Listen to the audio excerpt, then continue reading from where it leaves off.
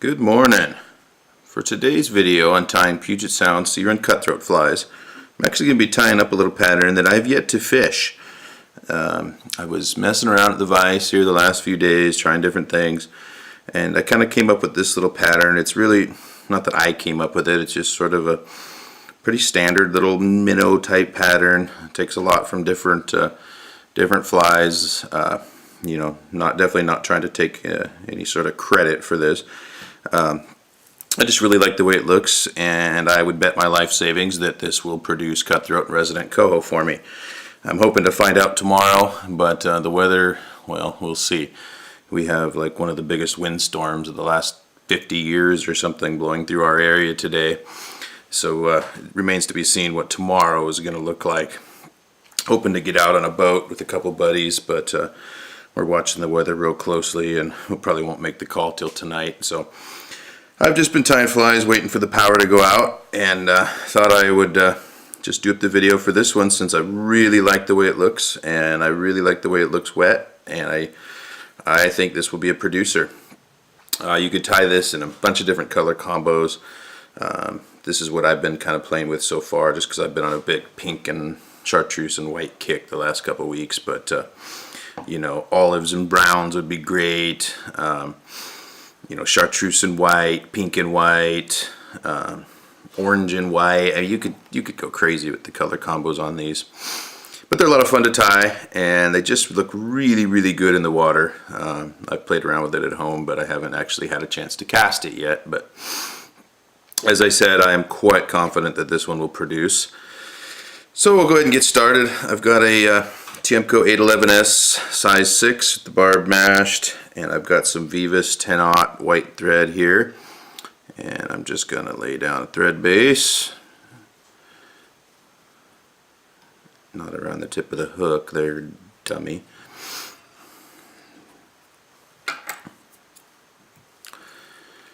Now I'm going to add in some flash for the tail. This is micro Flashaboo. You could use whatever flash that you want. I haven't used this stuff a whole heck of a lot. I bought it quite a while ago, and today was the first time I've used it. But it looks good, and seems to go well with this style of pattern. So just get a decent little amount. You want your flash to be longer than the wings of your fly. I'll tend to make it fairly long, and then I can always cut the flash back if I want to at the end. I'm just going to tie the flash in right all the way forward and wrap it back, just because I'm going to be putting a diamond braid body on here, and I want to have it kind of be nice and uniform. Next up is pearl flat diamond braid. Use this stuff on a lot of saltwater flies. It really makes a nice looking little body. Again, I'll tie that right behind the eye, wrap it back,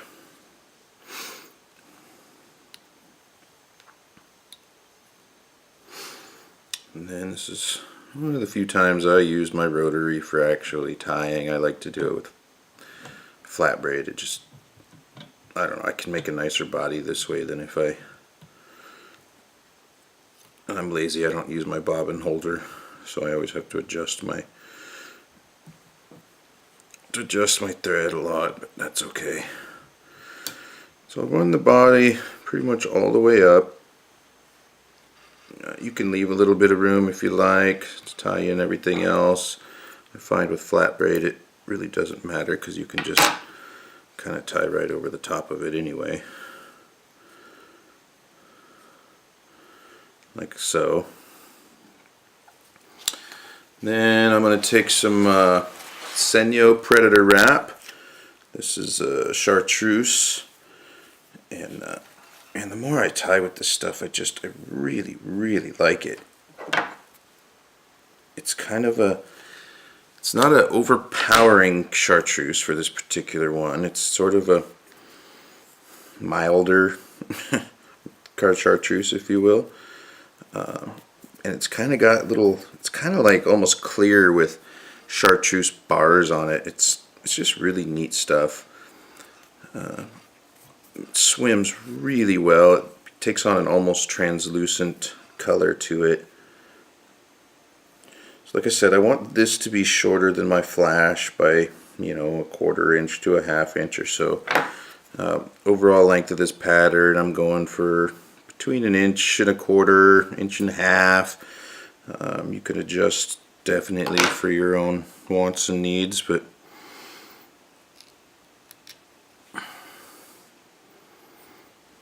just tie that down right on top. That looks pretty good.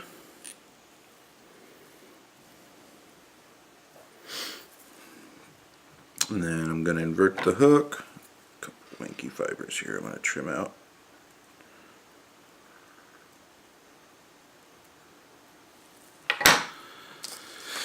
And then I've got some,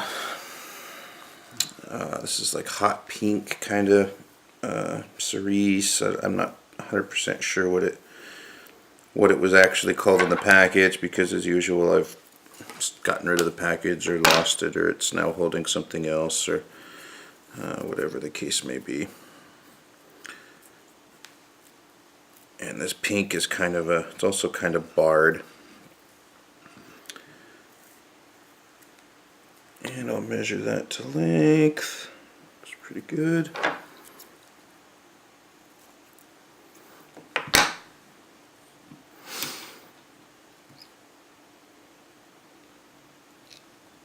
Tie that in on the bottom.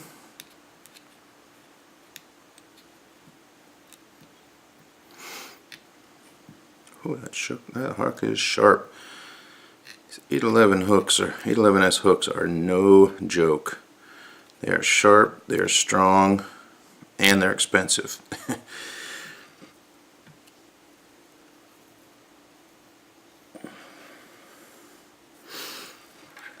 Okay, now I'm just going to throw a whip finish on here.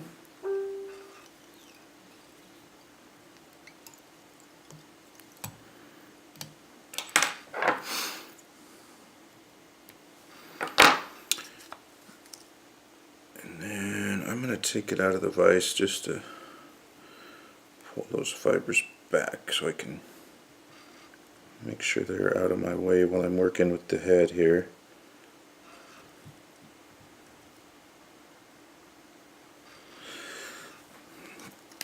Next I'm going to put on some adhesive eyes. These are 1/8 inch, I believe. These are actually the last one I have of this package. I need to get some more.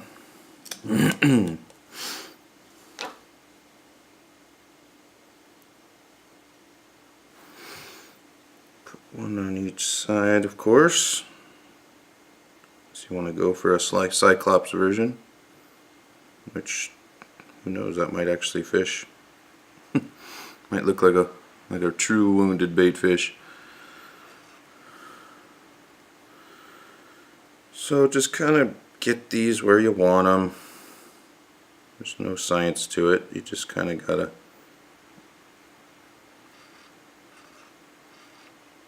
fiddle with it till it looks good to you. I think that will work. And now for the actual head, I'm going to be using this new Loon UV Clear Fly Finish. This is the thick. I just got this the other day, and I've been using it here the last few days. I'm still a little undecided of what I think about it. It cures up nice and tack-free. Well, not 100% tack-free, but close enough for my needs. There's just a little bit of slight tackiness, and that could be the result of my chintzy light here. I got the Clear Cure Goo original light from 5-6 years ago that it's probably in need of a new light. But this Loon stuff, it comes with several different applicators. Comes with the brush, a couple like needle tips. I'm using this squeeze out needle type tip because that's just what I prefer. thing I don't like about it is you kind of got to squeeze the heck out of it to get it to come out. So I'm just gonna, just like I would with any other, I'm gonna just kind of get some on here. You don't need to go too crazy, but you need enough to make a nice little head. And I see I forgot to grab a toothpick, so I'm going to use the end of my whip finishing tool here, which I have done in the past. It's not ideal, but it works. It's either that or I got to get up and get a toothpick and then edit that out, and I'm pretty lazy.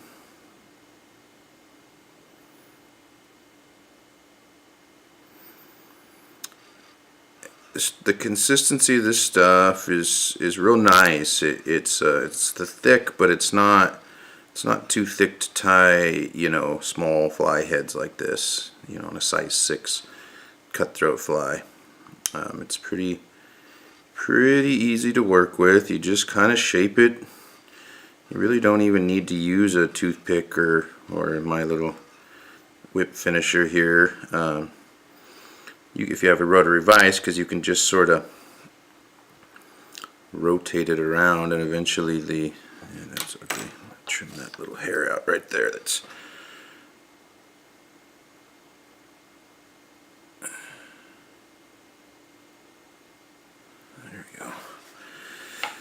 we go. So you can kind of just rotate it around, and it'll eventually take the shape that you need, because they call it thick, but it's not like it's so thick that you can't manipulate it.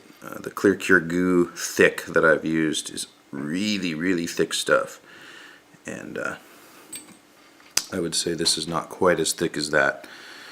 This is the only product there's a flow, I believe, and a thin or something. It looks pretty good. I'm just going to shoot that with the light. I really like tying this style because they're extra durable. You know, your wing and belly materials aren't going to pull out because they're not only tied down, but they're secured by the UV resin head. The heads can take a beating without getting, you know, you can bang them on a rock, or you can catch a lot of fish on these because the fish aren't going to pull these materials out.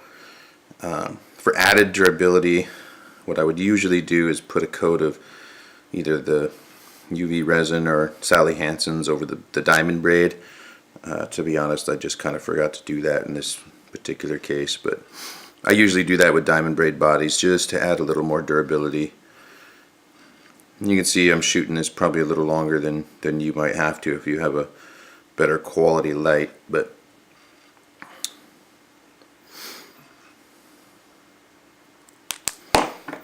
okay. Yeah, it doesn't have any tack. It just has, I don't know how to describe it.